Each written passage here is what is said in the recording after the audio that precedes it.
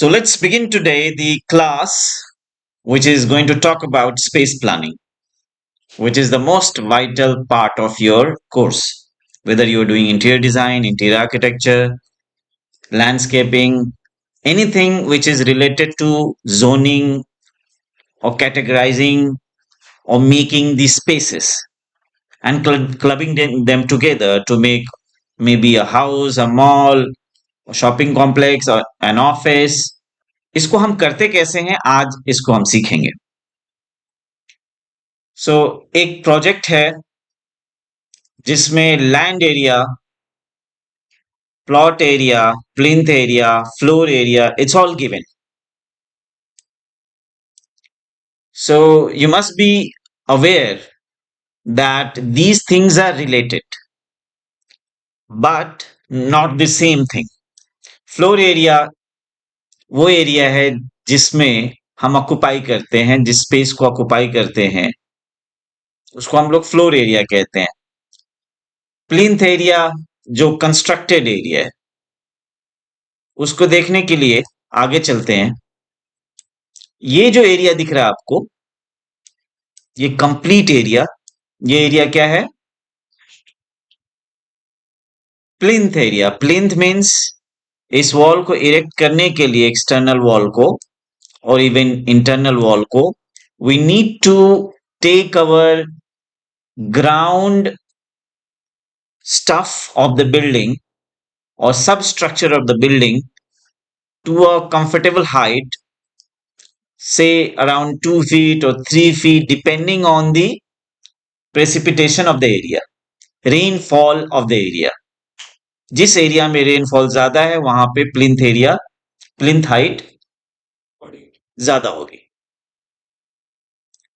Plinth area means the space which you are going to occupy by constructing a building. Today we are going to learn 6 things. Generally, I ask the students to have at least knowledge of 4 to 5 things of every topic. If you know the basic 4 to 5 things, it means you know the topic. इसीलिए मैंने इसको just 6 points में रखा है. Otherwise, you can have 8 to 10 on 12 points, which will actually justify the topic. But knowing just 6 topics, you will be able to understand space planning. Suppose this white space also is the part of the plot.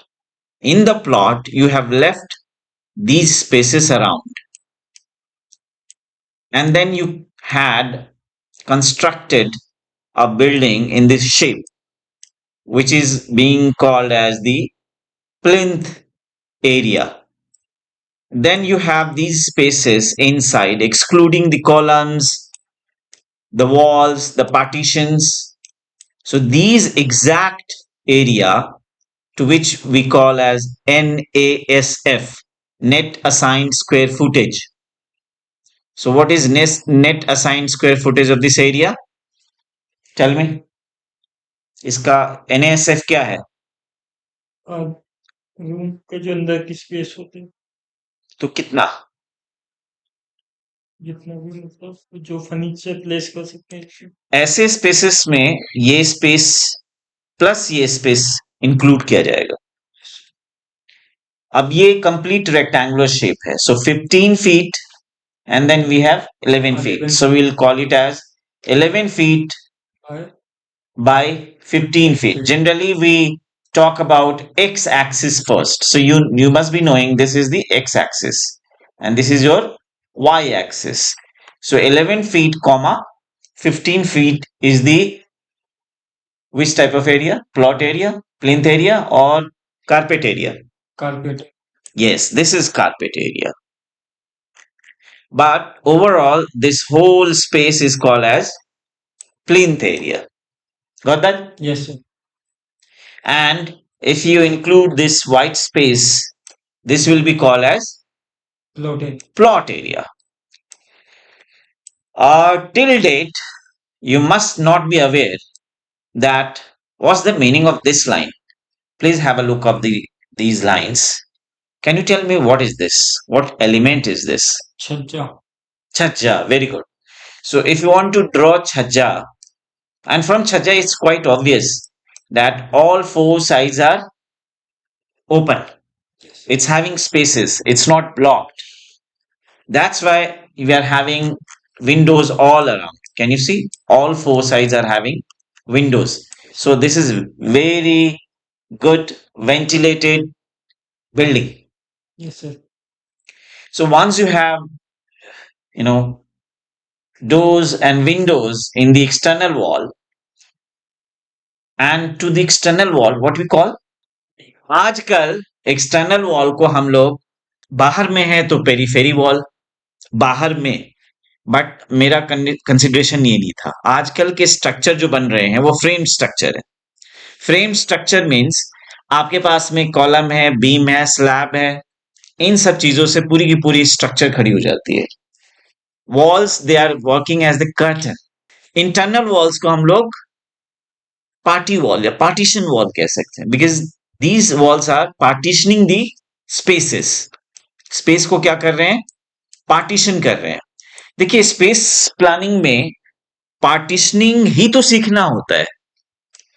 External one can decide, you know, इसको decide करना उतना difficult नहीं। देखिए, पीछे की तरफ straight line, इधर में भी स्ट्रेट लाइन, इधर में भी स्ट्रेट लाइन, जस्ट फ्रंट में राउंडेड शेप दिया गया। क्यों दिया गया? Let's have a look here.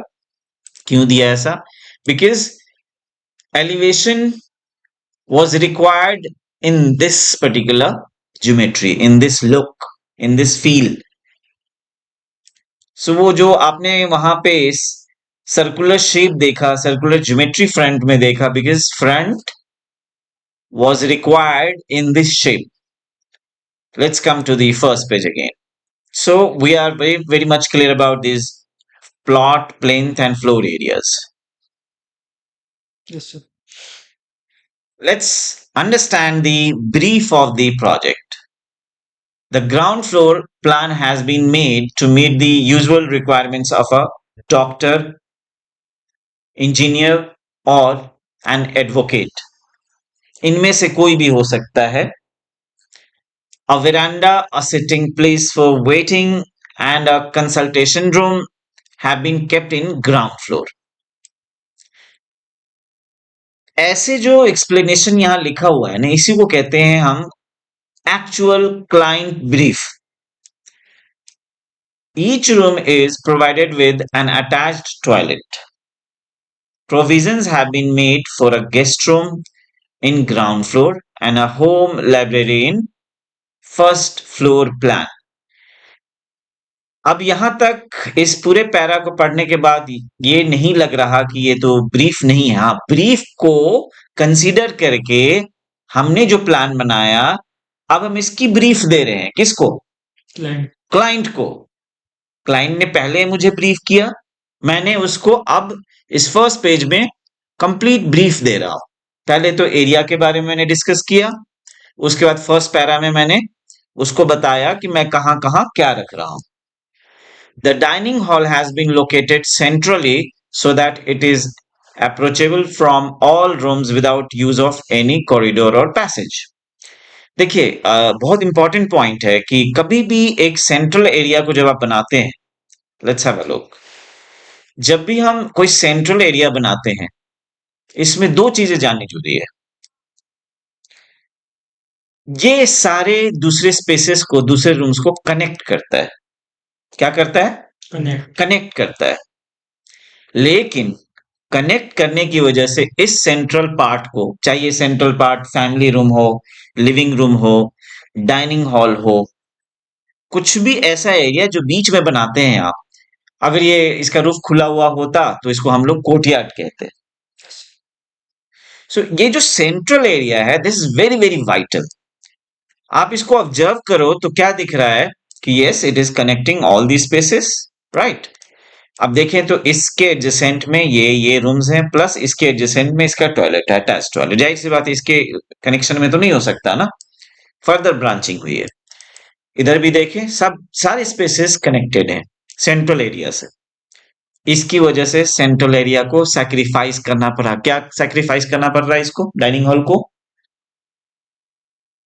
क्या सैक्रिफाइस है बताइए? कोर्टयार्ड। नहीं, मैं कह रहा हूं कि ये जो स्पेस जो डाइनिंग हॉल बनाया गया, इसमें आप डाइनिंग टेबल को सेंट्रली ही लगा पाओगे, फर्नीचर प्लेस नहीं। या आप इस साइड को शिफ्ट कर सकते हो, लेफ्ट को, लेकिन आप राइट को नहीं जा सकते। आप इधर इस स्पेस अपर साइड को लोअर साइड को नहीं जा सकते। क्यों? क्योंकि कनेक्ट किए हुए। क्योंकि यहां पे एंट्रीज है रूम्स की, इन एंट्रीज को ब्लॉक नहीं कर सकते आप।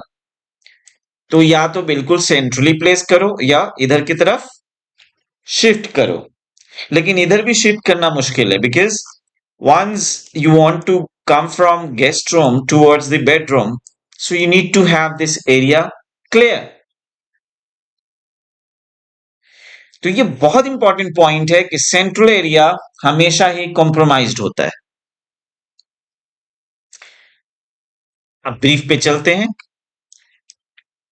What is the line? The dining hall has been located centrally so that it is approachable from all rooms without use of any corridor or passage.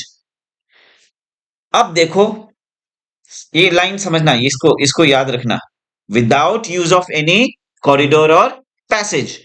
आपके पास में दो चॉइसेस हो सकते हैं, या तो आप सेंट्रली एक हॉल बनाओ, उससे सारे रूम्स को कनेक्ट करो, या अगर इसको साइड में बना रहे हो तो you need to have a corridor और the passage, and may be you need multiple corridor और द पैसेजेस, जैसा कि हमने ऑफिस में देखा।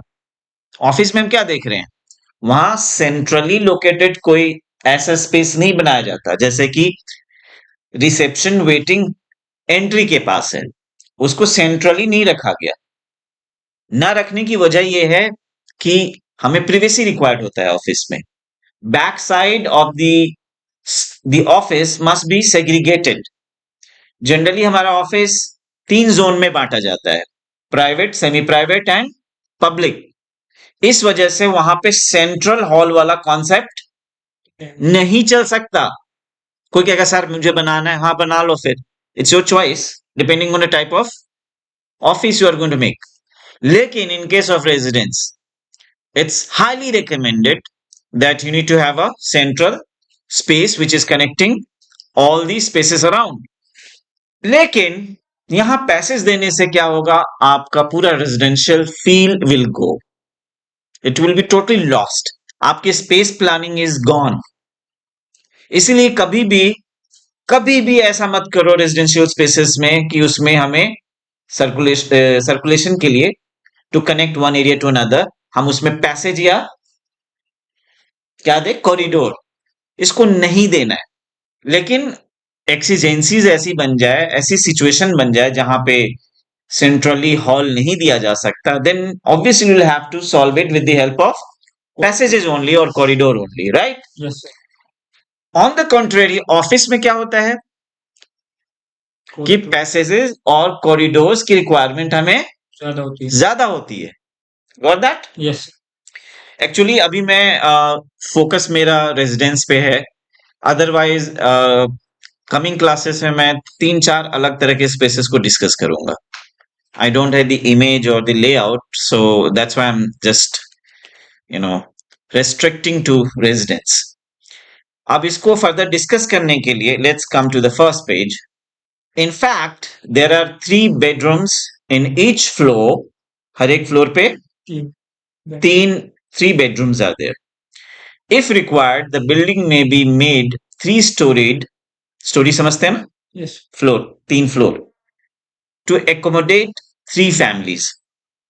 Separate भी आप अच्छा, एक चीज इंपॉर्टेंट है, यहाँ लिखा हुआ है कि 3 स्टोरी बना के 3 फैमिली को एकोमोडेट किया जा सकता है, लेकिन जरा इसको देखते हैं, ऑब्जर्व करते हैं, क्या ये पॉसिबल है कि हर एक तीनों फ्लोर पे, ये ग्राउंड फ्लोर प्लान है, ये हमारा फर्स्ट फ्लोर प्लान है, और ये एंट्री कहां से है, बता सकते हैं कहां पे एंट्री है?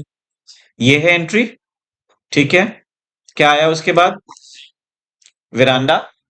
उसके बाद जी यहां से कहां जा रहे हैं आप? यहाँ से पहले यहाँ से क्या नाम फर्स्ट फ्लोर। जा रहे हैं हाँ, अंदर को जाने के बाद यहाँ से फर्स्ट फ्लोर। यहाँ तो से क्या ये सेपरेट माना जाएगा?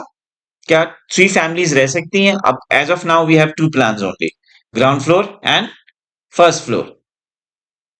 तो क्या इसको ठीक से देखेंगे? वेरांडा, स्टेयर से हम कहाँ आ गए? ऊपर आ गए। कौन सा फ्लोर है ये? First floor. सो क्या हम सेपरेट फ्लोर्स बना सकते हैं इस लेआउट से? पॉसिबल है? पॉसिबल तो है, लेकिन इसके स्टेयर की प्लानिंग चेंज करनी पड़ेगी। ऐसा क्यों?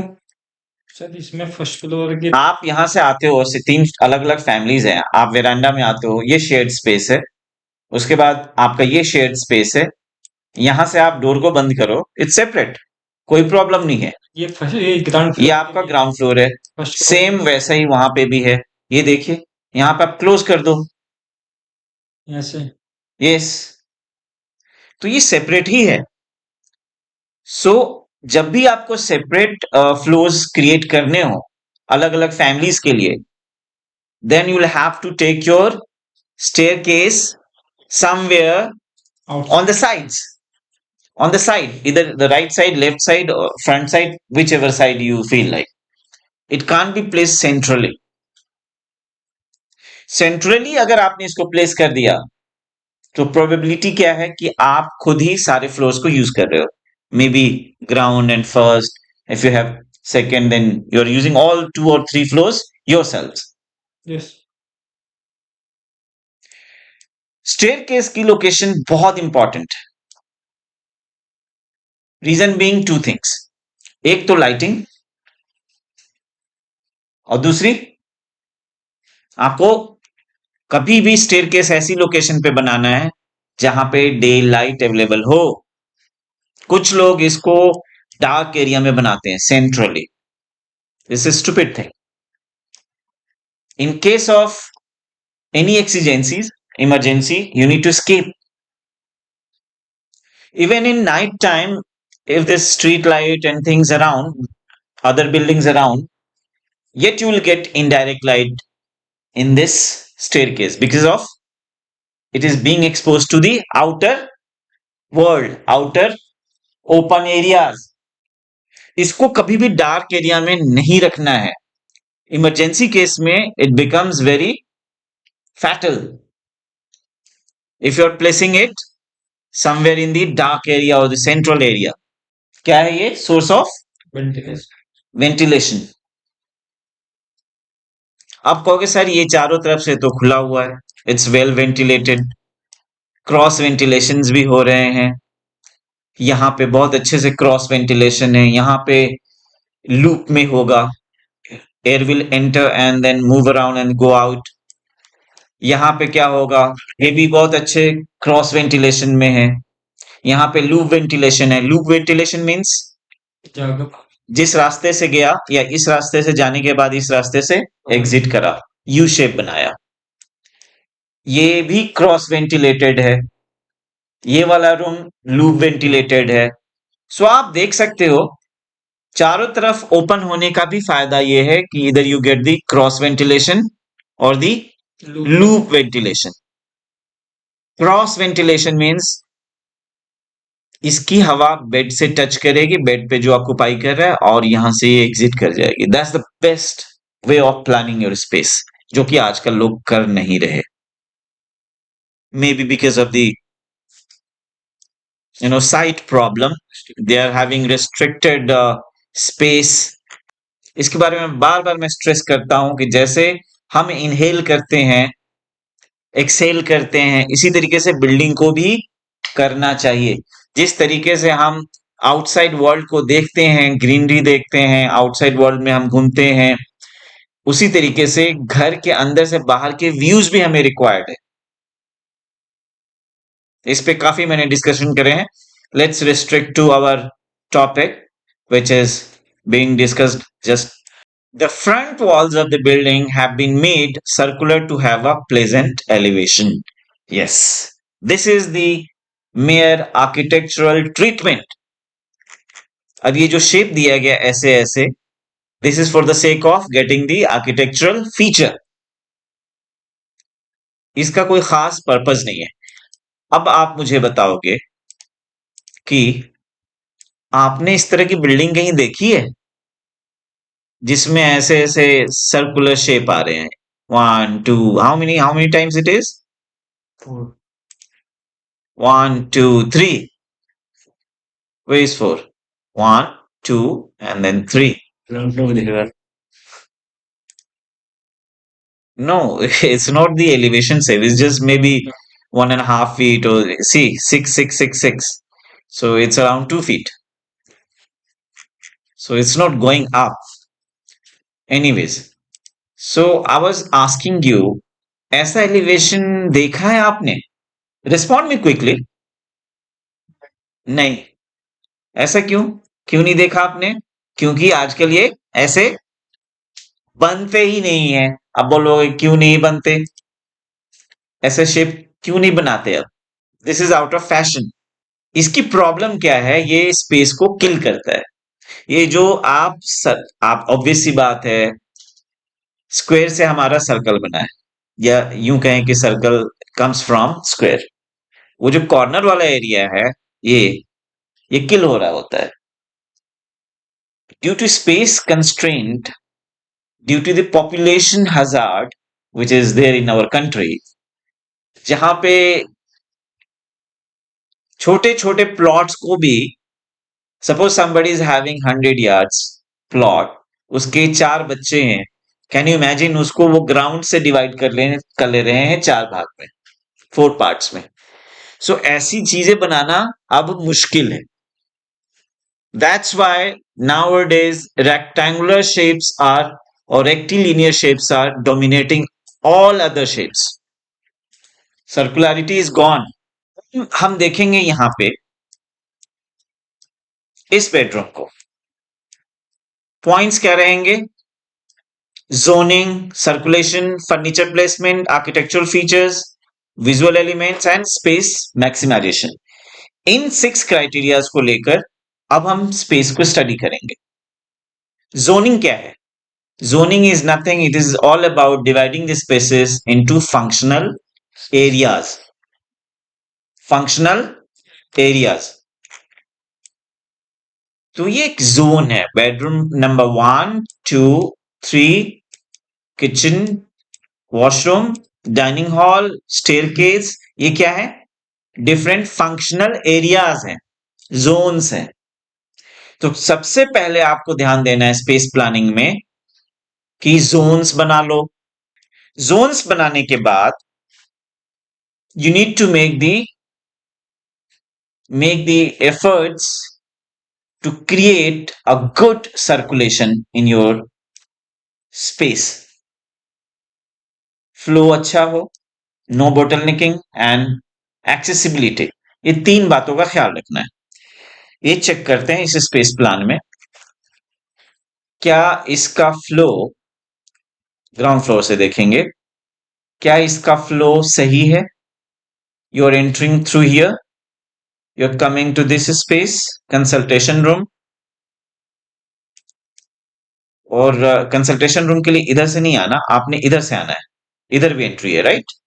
ये इंटरनल लोगों के लिए, ये ओनर के लिए, ये बाहर से ही चला जाएगा ना, ये यहां से, राइट?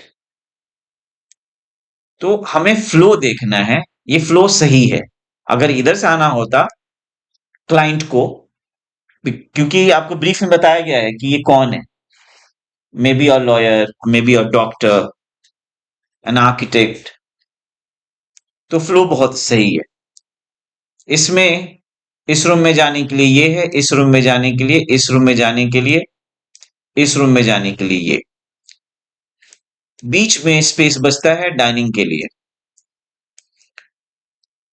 तो सबसे पहले फ्लो देखें तो फ्लो की एक्यूरेसी अच्छी है इस स्पेस में। All washrooms are connected with the bedrooms, so overall circulation के फ्लो बहुत अच्छे हैं। पॉइंट नंबर 2, क्या आपको बॉटलनेक दिख रहा है कहीं पे? मतलब कि जब बहुत ज्यादा लोग अगर आए, एक बारी में 4-5 लोग, तो कोई ऐसा पॉइंट है जहां पे नैरो हो रही हो चीज, जहां पे एक एक करके हमें एंट्री करनी होगी। ऐसा कोई बॉटलनेकिंग यहां दिख रहा है कहीं पे भी? मान लीजिए 5 people enter from this area. अगर आपने डाइनिंग हॉल में डाइनिंग फर्नीचर को इधर इधर डाइनिंग टेबल को यहां रखा आपने, तो इस पॉइंट पे और इस पॉइंट पे बॉटल नेकिंग की सिचुएशन बन सकती है। मतलब ये जो स्पेस होगा कम होने की वजह से इन वन गो एक आदमी ही एंटर कर पाएगा। ये दो वजह से हो सकती है, because of the constraint of the furniture और may be the size of the door. ये एक छोटा सा एरिया है, इसलिए यहाँ पे ये कंसीडरेशन बहुत ही प्रोमिनेंट नहीं आ रहा। इसमें फर्नीचर भी नहीं लगे हुए हैं जिससे हम पता कर सके। So we can simply suppose कि जहां कहीं भी किसी भी स्पेस में आप एंटर कर रहे हो, उसमें अगर रेस्ट्रिक्शन है कि 4-5 लोग 3 लोग एट अ टाइम नहीं जा पा रहे हैं, मीन्स वहां पे बॉटल नेकिंग हो रही है। इसमें नेक्स्ट पॉइंट क्या कहता है? Accessibility. So accessibility of the all these spaces, all these zones are required. So it's there in this space. Accessibility में कोई प्रॉब्लम नहीं है, all the spaces are very much in accessible limit. कोई भी area ऐसा नहीं है जहां जिसको हम एक्सेस नहीं कर सकते। नेक्स्ट पॉइंट हम डिस्कस करेंगे अब हम यहां पे furniture placement. Furniture placement is the work of interior designer. Placement कैसे करेंगे वो देखते हैं। इसमें पर्पस होना चाहिए। फर्नीचर कहाँ, किस पर्पस से आपने फर्नीचर, कौन से फर्नीचर लगाए हैं? हर फर्नीचर का एक पर्पस है, पर्पसफुली हम फर्नीचर लगाते हैं। फर्नीचर अदरवाइज तो अगर मैंशन है किसी का, विला है किसी का अपार्टमेंट है, सो वहां फर्नीचर के नंबर्स वेरी करेंगे, फर्नीचर के टाइप्स कैटेगरी वेरी करेंगे। लेकिन हमें ये देखना होता है कि फर्नीचर का पर्पस क्या है उस स्पेस में, बस वही फर्नीचर लगाने हैं। क्लियर? सो फर्नीचर प्लेसमेंट को हम यहां देखेंगे। यहां आते हैं तो यहां सिटिंग बनाया जा सकता है, आउटडोर सिटिंग। हाँ, यहाँ पे चेयर लगाया जा सकता है। फर्नीचर प्लेसमेंट में यही एक एरिया है और कुछ ये एरिया है जहां पे लगाया जा सकता है। यहाँ पे बिल्कुल नहीं लगाया जा सकता, इस जगह पे नहीं लगाया जा सकता। उसके बाद अगर हम यहाँ आते हैं कंसल्टेशन रूम में, तो ऑब्वियस सी बात है विजिटर चेयर्स होंगे, टेबल होगा और एक बॉस चेयर होगा। सो प्रोबेबिलिटी क्या है? टेबल किस साइड को रहना चाहिए, कैसे रहना चाहिए? ऐसे बीच में, यहाँ पे विजिटर चेयर, यहाँ पे बॉस चेयर, ये प्रोबेबिलिटी है यहाँ पे। भाई कंसल्टेशन रूम का पर्पस क्या है? उस पर्पस को फुलफिल करने के लिए 2 chairs for the visitors, 1 chair for the boss and a table. लेकिन इसकी प्लेसमेंट ऐसे भी करी जा सकती है, boss table visiting chairs. 2 probabilities are there. अगर आपको बैकड्रॉप में कुछ करना है तो ये वाला एरिया आपको नहीं ले सकते, मतलब इधर में बॉस चेयर नहीं ले सकते, इधर ज्यादा सही रहेगा क्योंकि यहाँ विंडोज है। इस स्पेस को देखते हैं जिसके बारे में पहले भी डिस्कस किया है मैंने। यहाँ पे जो फर्नीचर प्लेसमेंट है, सेंट्रली इज द बेस्ट और the left side, this side, क्या कहते हैं, सेंट्रली। जब आप यहां से ओपन करोगे शटर को, शटर किस साइड को खुलेगा, इस साइड को या इस साइड को? इस साइड को, यस, वॉल के साइड हमेशा खोला जाता है, ठीक, ताकि ये स्पेस को किल ना करे, ऑब्स्ट्रक्ट करता है ये अगर इधर खोल दिया आपने तो। अगर कोई एंटर करना चाहता है रूम को तो ये शटर खोलता है, खोलते ही जस्ट सामने बेड नहीं दिखाई देना चाहिए। If possible your bed should not come in directly in the view if you are opening the door. इस बात का भी ध्यान देना है। विंडोज का ध्यान भी देना है। आजकल कुछ डफर डिजाइनर्स भी बन गए हैं जिनको विंडो मतलब उनको वेंटिलेशन ही समझ नहीं आती। उनको व्यूज या सनलाइट ही नहीं समझ में आती कि घर को, जैसे हमें हमें सनलाइट रिक्वायर्ड है एज अ ह्यूमन बीइंग, हमें इनहेल एक्सेल करने की जरूरत होती है। In the very same way, in our building it should be, there should be a provision for these two things.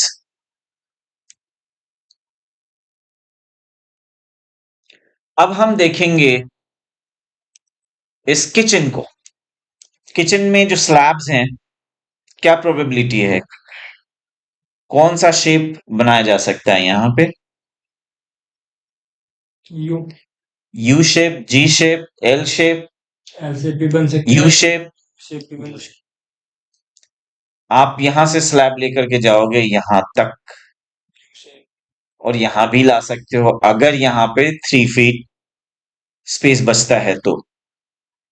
5 feet है, इट मीन्स यहां पे स्लैब यहां तक आ सकता है, not up to this mark, up to this point, ताकि ये स्पेस ज्यादा।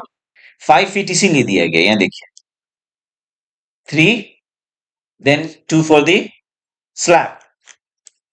So almost all sides you are getting the slab. इसमें किचन में दो चीजें होती हैं, दो तरह के फर्नीचर होते हैं।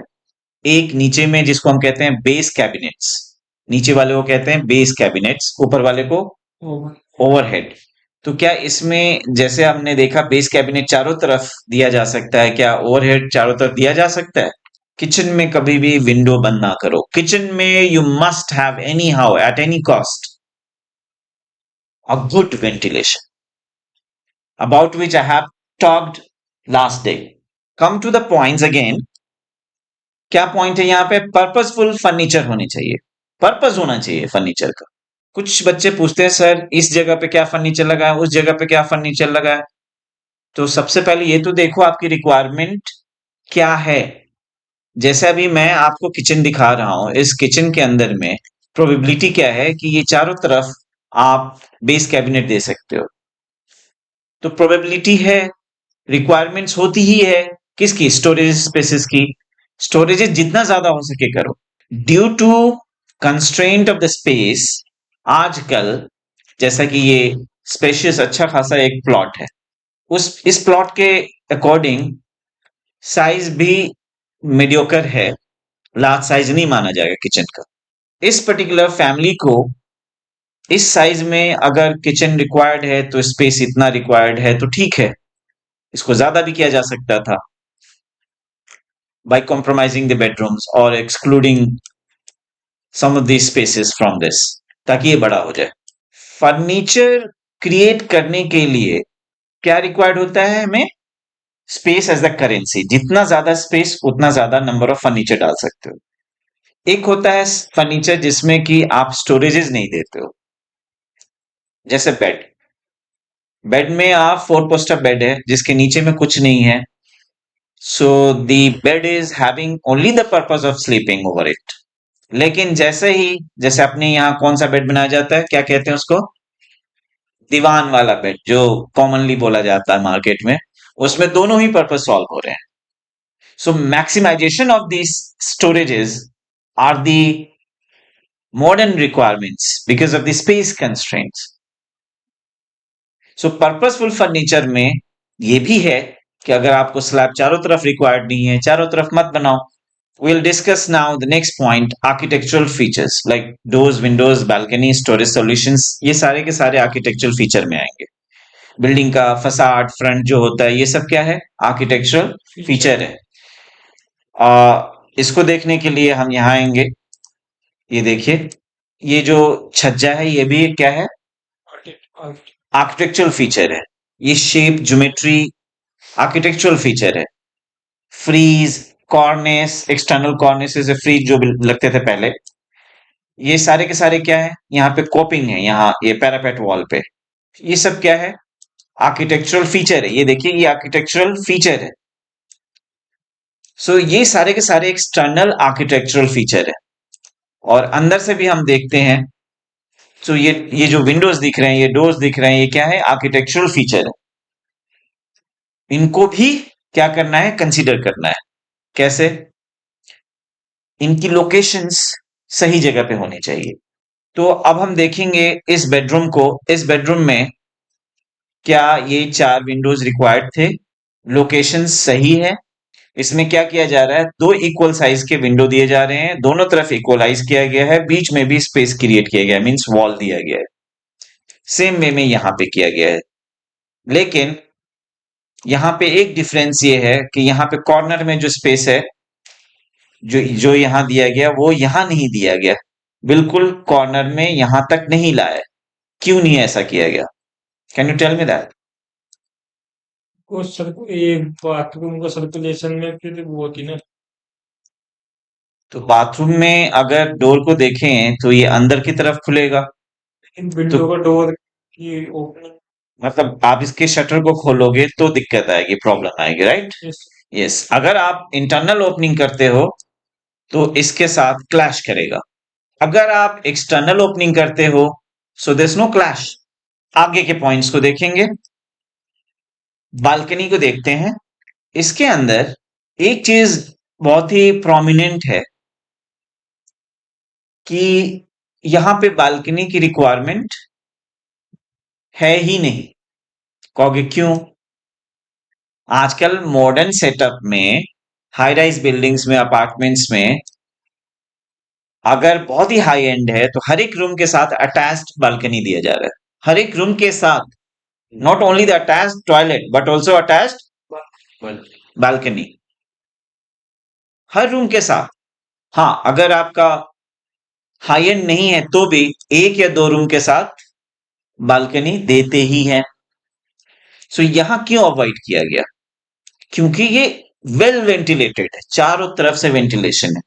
और बालकनी का जो एक रिक्वायरमेंट है उसको फुलफिल क्या कर रहा है? कौन सी जगह? बालकनी से वेंटिलेशन का पर्पस पूरा नहीं होता है ना। What is the use of balcony?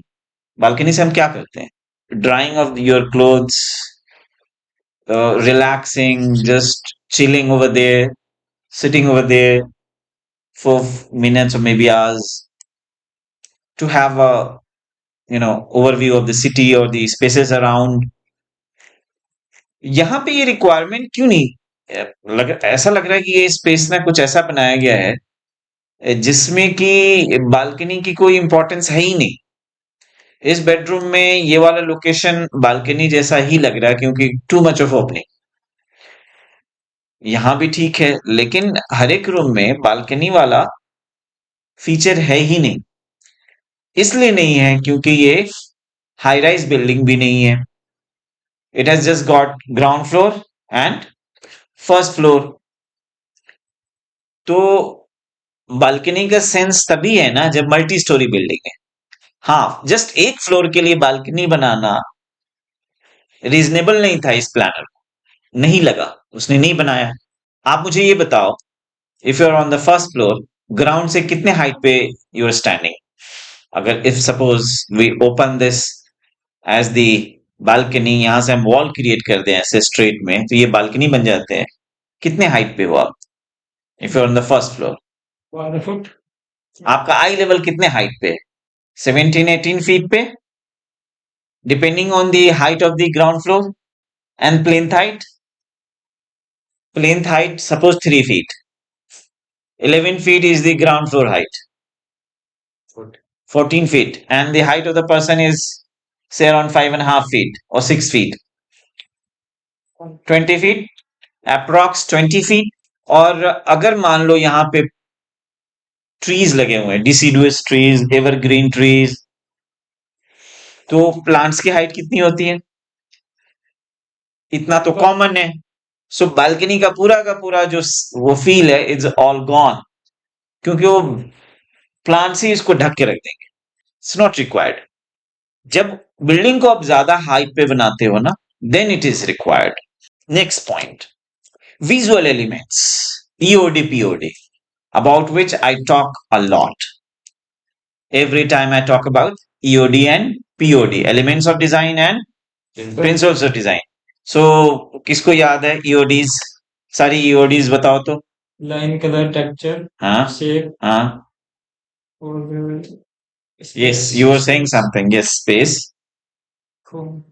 So it's line, shape, form, space, color, texture, light. These are all elements. जिसमें से अब मैं डिस्कस करूंगा लाइट एलिमेंट. लाइट एलिमेंट को लाइटली नहीं लेना चाहिए, particularly if it is natural light, धूप, सन रेज को एंटर कराना है हर एक रूम में, particularly when it is winter solstice. Winter solstice क्या है मिस्टर मुस्तफा? जब सन के एंगल बहुत ही डाउन होते हैं, 23 डिग्री समथिंग, 23 नहीं, और समर में 73 डिग्री समथिंग प्लस माइनस, मतलब धूप का ऊपर होना होता है. तो आपको विंटर में तो धूप रिक्वायर्ड है और समर में नहीं रिक्वायर्ड है. सो छज्जे का जो प्रोजेक्शन साइज है वो सॉल्स्टिस पे डिपेंड करता है. आप इसके एलिवेशन को बनाकर उस एंगल पे सनरेज की लाइन ले लें और देख लें कि 12 मंथ्स में से फ्रॉम अक्टूबर टू मार्च आप सनलाइट को अलाउ करो एंड रिमेनिंग मंथ्स में सनलाइट को अलाउ डायरेक्टली ना करो. ईओडीज में हम ऐसा क्या करते हैं स्पेस के अंदर में? ईओडी, कोई भी ईओडी या पीओडी देखा जाए तो सातों पीओडीज यूज हो रहे होते हैं. हम किसी और एक को, दो को प्रायोरिटाइज करके उस पर ज्यादा फोकस करते हैं. सपोज लाइन एलिमेंट, आपने लाइन लिया और एक लाइट लिया, यहां पे सफिशिएंट लाइट है. अब लाइन एलिमेंट कहां यूज कर सकते हैं? You tell me Uwais, mister Uwais. Line element हमें अगर यूज करना हो इस स्पेस में, मे बी इस स्पेस में कैसे यूज किया जा सकता है लाइन एलिमेंट? जब आप स्पेस को प्लान कर रहे हो ना, तो मैंने कहा ना, ये six things must be considered. ये पहले हमें प्लान करना होगा, then only you can make a really good outstanding space. बताइए लाइन एलिमेंट्स को कैसे यूज किया जा सकता है? एनीवन? वॉल पैनलिंग से. Yes, line element wall panelling के फॉर्म में आ सकता है. बल्कि आजकल के हाई एंड इंटीरियर्स में वॉल पे पेंट बहुत कम दिख रहा है. It's all cladded, covered. Panelling work is in now because of the high per capita income. जैसे जैसे इकोनॉमिक स्टेटस लोगों का बढ़ता जा रहा है, वैसे वैसे हमारे इंटीरियर में there's no naked wall. हम जब साइट पे गए थे वहां भी देखा हमने कि at least they cladded one wall in each room. कम से कम एक वॉल को वो क्लैड कर रहे थे. कुछ लोग कंप्लीट क्लैड करते हैं, maybe just plain white colored stone, that is also cladding. POD क्या है mister Mustafa? What is POD? इसमें बैलेंस है क्या इसके एलिवेशन में? हाँ बिल्कुल है. कौन सा बैलेंस है इसके अंदर? वो है, क्या नाम है? Which balance? अगर मैं यहां से सेंट्रल एक एक्सिस खींचूं सेंट्रली, इट्स एसिमेट्रिकल बैलेंस. तो क्या सिमेट्रिकल बैलेंस ही अच्छा लगता है? नहीं. लोकल लेवल पे इस स्पेस को देखते हैं. इस बेडरूम में क्या सिमेट्रिकल बैलेंस है या एसिमेट्रिकल? सिमेट्रिकल हो जाता है ना. यहाँ पे दोनों तरफ विंडो पोजिशन है सेंट्रल एक्सिस से. I am just talking about this area. नहीं, हमें जब फ्रंट से देख रहे हैं, why to look at this side? हाँ, उसको अवॉइड करना है. सो इन्होंने लोकली बैलेंस को यूज किया है, सिमेट्रिकल बैलेंस को, लेकिन ओवरऑल एसिमेट्रिकल बैलेंस को यूज किया है. यहां पे भी देखें, पहले जो मैं डिस्कस कर रहा था, इस वॉल पे ये दोनों विंडोज क्या है? सिमेट्रिकली बैलेंस्ड है. यहां पे भी ऑलमोस्ट बैलेंस्ड है. थोड़े बहुत की वजह से हम ये नहीं कहेंगे कि यहाँ ज्यादा है यहाँ कम है. So almost it's balanced. कई बार क्या होता है, it's the most pertinent question comes to a designer's mind कि जब वो रूम बना लेता है ना, विंडोज लगाने टाइम वो ना स्टार्ट स्क्रैचिंग हेड, ये विंडोज कहाँ लगाऊं, सिंगल लगाऊं, डबल लगाऊं तो क्या, जैसे इसने बीच में स्पेस दे रखा है। आजकल लोग कहते हैं अरे ये बीच में क्यों स्पेस देना, कंप्लीट एक सिंगल ले लो ना यहां से लेकर यहां तक। So what is your opinion, ये ऐसे सही है या एक सिंगल विंडो कंप्लीट यहां से लेकर यहां तक ले लो? कुछ लोग तो ये कर रहे हैं कि कंप्लीट यहां से लेकर इस एंड से इस एंड तक लगा रहे हैं। To secure your window frame and all, side में छोड़ देना चाहिए, 6 इंच 8 इंच 12 इंच तक छोड़ देना चाहिए। स्पेस के ऊपर है, जितना ज्यादा स्पेस हो। बीच में you can simply remove this wall. वो इसलिए पॉसिबल है क्योंकि आजकल के कंस्ट्रक्शन को हम लोग कहते हैं फ्रेम्ड स्ट्रक्चर, जिसमें वॉल का कोई रोल है लेकिन वो वाला नहीं है जिसमें कोई लोड ले। Most of the constructions nowadays, they are the walls are not load bearing. If it is non-load bearing, so no issues. You can have a single window. लेकिन अगर ये लोड बेयरिंग है तो क्या? In this condition, it's good thing, good idea to have two windows separated like this. Yes, it is good idea. Load bearing जो structure होते हैं ना, चूंकि इसके पास जस्ट 2 फ्लोर है और ये लोड बेरिंग के कॉन्सेप्ट पे ही बना है, इसलिए विंडोज को स्प्लिट किया गया है। अगर आप ऐसा नहीं करते हैं सो बिल्डिंग के स्टेबिलिटी पे एक असर होगा। सो कोई भी स्पेस बना रहे हो तो ईओडीज एंड पीओडीज को भी कंसीडर करके चलना है। क्वेश्चन ये आता है कितने ईओडीज पीओडीज? हर एक स्पेस में कंप्लीट ईओडीज एंड पीओडीज होते हैं। बैलेंस, रिदम, मूवमेंट, रिपीटेशन, ये सारी की सारी चीजें हर स्पेस में होता है, कहीं कम कहीं ज्यादा, कहीं लोकलाइज जगह पे, कहीं ओवरऑल। लेकिन फोकस आपने कौन से एलिमेंट को ज्यादा उभारना है, हाईलाइट करना है, वो आपको देखना होता है। अगर आप किसी स्पेस को बना रहे हो, ईओडीज पीओडीज को अवॉइड कर रहे हो, so you won't be able to do justice to your space. The last point is the space maximisation. What is space maximisation? इसको हम समझते हैं, ये आजकल के फीचर है। जैसे इस बिल्डिंग को अगर आप देख रहे हो, यहां पे स्पेस मैक्सिमाइजेशन का कोई खास कॉन्सेप्ट नहीं है, मतलब अगर माने तो नहीं दिया होगा इन्होंने। लेकिन हम क्या कर सकते हैं स्पेस मैक्सिमाइजेशन करने के लिए, कि जो वॉल है ना, वॉल एक वर्टिकल एलिमेंट है। सबसे ज्यादा किसी भी स्पेस में किसका एरिया होता है? फ्लोर का, फॉल सीलिंग या सीलिंग का, या वॉल का? वॉल का। सो वॉल का ज्यादा होने की वजह से आप वॉल को यूज कर सकते हो इन मैक्सिमाइजिंग दी स्पेस। वो सबसे बड़ा एग्जांपल है किचन। किचन के अंदर में होता क्या है? डेड एंड पे ही तो बनाया जाता है base cabinet and overhead cabinet.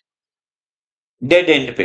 आप कहोगे सर ऐसा तो नहीं है, किसी किसी किचन में तो मैंने देखा सेंटर में भी बेस कैबिनेट लगा होता है, ओवरहेड ऊपर में भी दिया हुआ होता है सेंट्रली, सीलिंग से हैंग करके।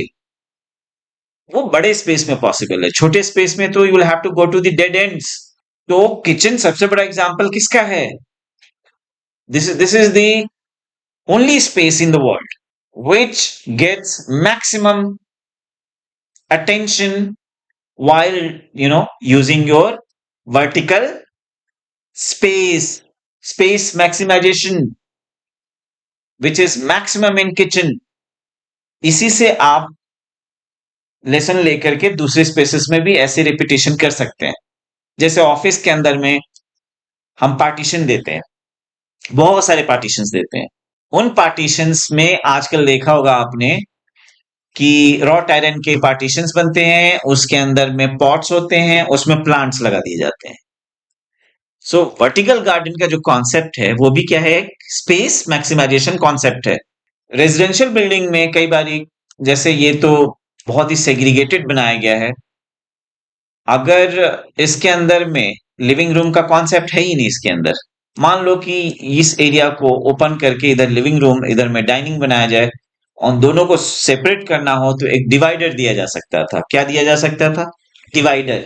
उस डिवाइडर को हम ऐसे बना सकते थे कि 100% विजिबिलिटी ना हो एक प्लेस से दूसरे प्लेस की, लेकिन बीच में जो डिवाइडर है वो एक्ट करता है separator, visual obstructor. At the same time, you're using the vertical space in the form of having the storages in the divider. आजकल बहुत ही ज्यादा फंक्शनल, एस्थेटिकली ब्यूटीफुल डिवाइडर्स बनाए जा रहे हैं। वो सारे के सारे कॉन्सेप्ट किसको बिलोंग करते हैं? स्पेस मैक्सिमाइजेशन को। ये जो वर्टिकल गार्डन का जो कॉन्सेप्ट है, आउटडोर इंडोर हर जगह पे आजकल हो रहा है, फ्रंट फसाड में भी हो रहा है, complete vertical garden in the front of the building, ऐसे बिल्डिंग्स बन रहे हैं। So hanging of the whatever you hang along the wall or from the ceiling, ये भी क्या है? स्पेस मैक्सिमाइजेशन का ही एक तरीका है। हैंगिंग क्या? कोई बता सकता है? What do I mean by hanging? मान लो ये डाइनिंग टेबल है, डाइनिंग टेबल के ऊपर में क्या हो सकता है? लाइट, शैंडिलियर और लाइट, हैंगिंग लाइट। ये क्या है? स्पेस को क्या कर रहे हैं आप? मैक्सिमाइज कर रहे हैं। देखिए, जनरली आपको स्पेस प्लानिंग में ये सिखाया जाता है एल इंटू बी। जैसे मैंने अभी कहा 11 फीट बाई 15 फीट का ये एरिया है। एरिया ठीक है, एरिया में एल और बी के अलावा एक और एलिमेंट है, that is H, height. Space को कभी भी ना क्यूबिक फीट या क्यूबिक मीटर में ही कंसीडर करो। जब आप क्यूबिक में सोचोगे तो आप देखो, ऑब्वियस सी बात है, फर्नीचर हम फ्लोर पे ही प्लेस कर सकते हैं ना, उसी पे तो स्प्रेड कर सकते हैं ना, साथ में उसमें सर्कुलेशन भी रिक्वायर्ड है। सो एक स्पेस में फर्नीचर ऑक्युपाई कर रहा है स्पेस को, और सर्कुलेशन स्पेस भी देना है। L into B is gone, बचा क्या आपके पास? एच। इसी एच इस्तेमाल करने को क्या कहा जाता है? Space maximisation. स्पेस मैक्सिमाइजेशन में एक और पॉइंट हम ले सकते हैं, दैट इज द स्टोरेजेज। स्टोरेज क्या है? ये भी तो स्पेस मैक्सिमाइजेशन का ही तो एक कॉन्सेप्ट है। आप मुझे बताओगे, अब इस डाइनिंग हॉल में बहुत ही ज्यादा रेस्ट्रिक्शन है, सो मेनी एंट्रीज, एक डाइनिंग टेबल, चेयर्स अराउंड, मुझे यहां स्पेस मैक्सिमाइजेशन करना है। Give me the idea other than hanging of the light.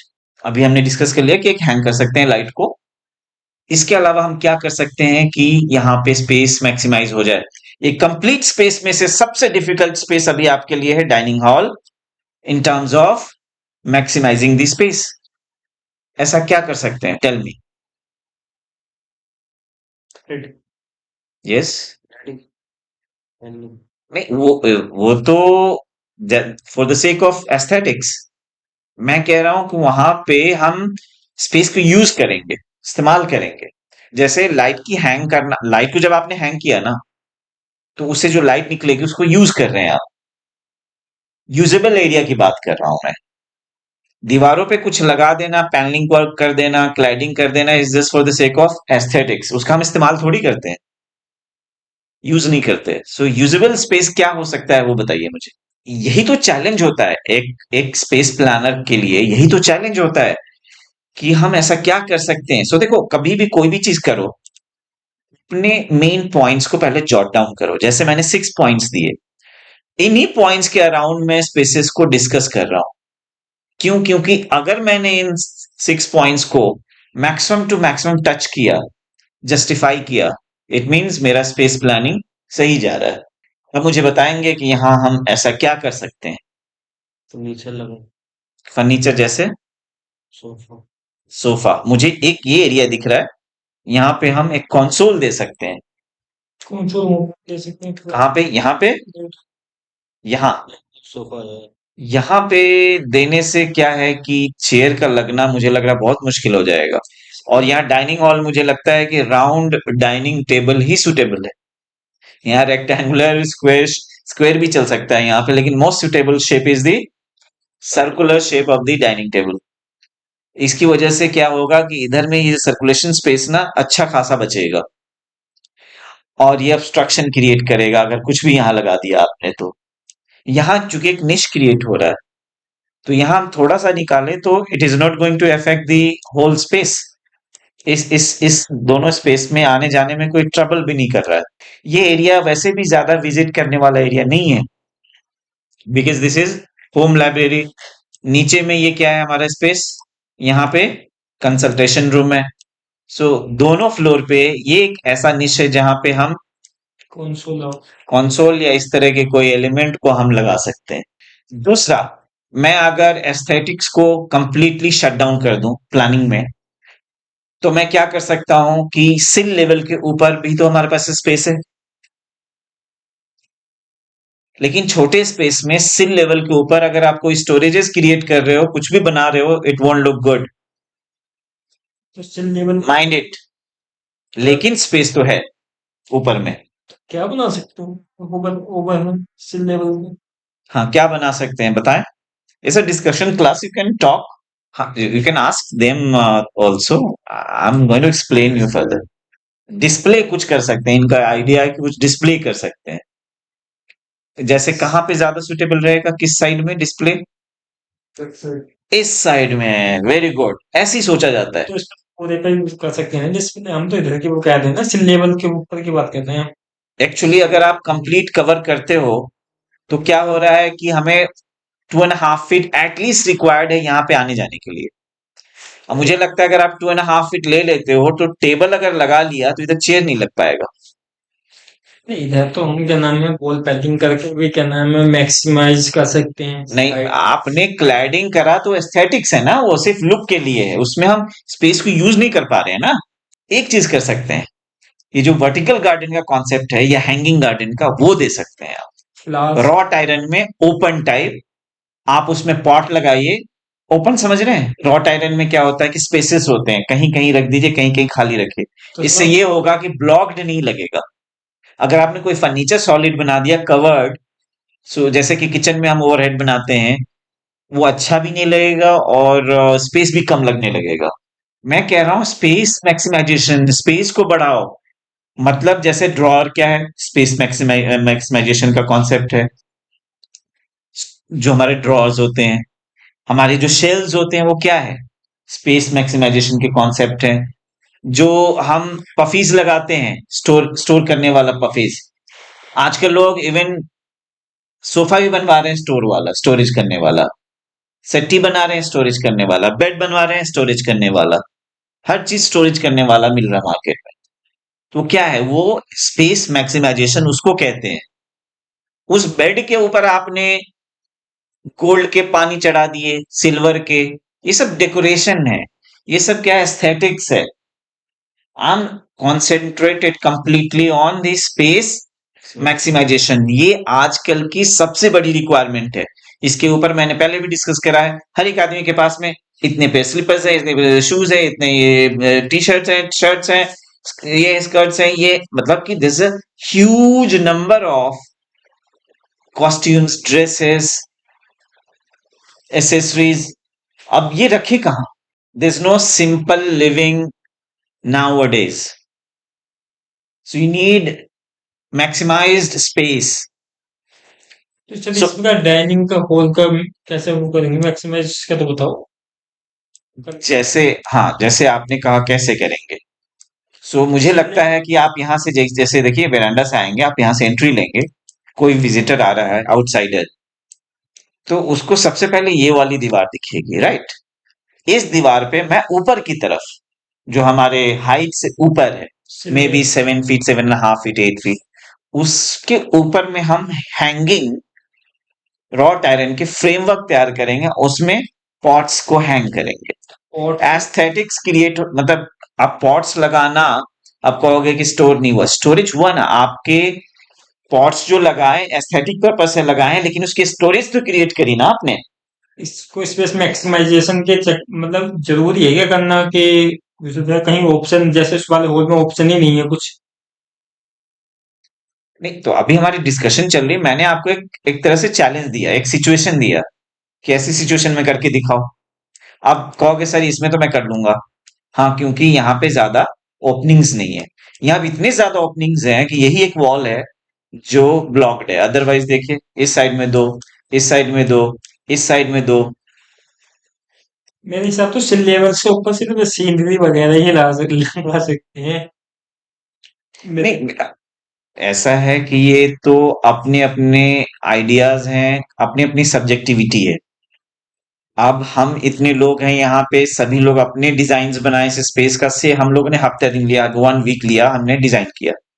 जाहिर सी बात है, अगर 0 to 100 का स्केल बना दें तो कोई होगा 15 पे, कोई होगा 30 पे, कोई होगा 60 पे, कोई होगा 80 पे।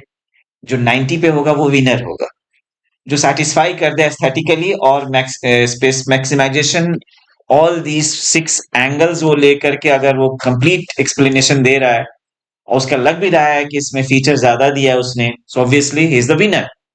सो डिजाइन और designers are not bad, good bad कुछ नहीं है इसमें, बस क्या होता है परसेंटेज ऑफ सक्सेस, किसी की कम है और किसी की ज्यादा। On this note, this video is over. Thank you very much for watching this video.